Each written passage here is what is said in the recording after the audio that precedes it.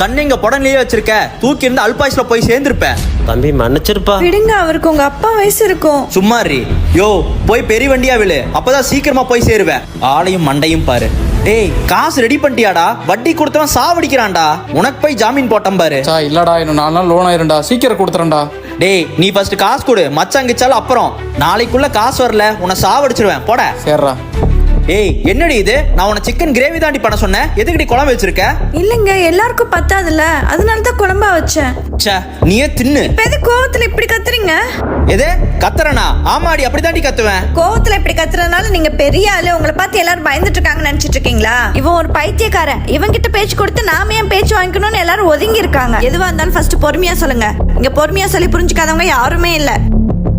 யோ போய் பெரிய வண்டியா விழு, அப்பதான் சீக்கிரம் போய் சேருவேன். நீ ஃபர்ஸ்ட் காசு கொடு, மச்சாங்கிச்சாலும் அப்புறம்.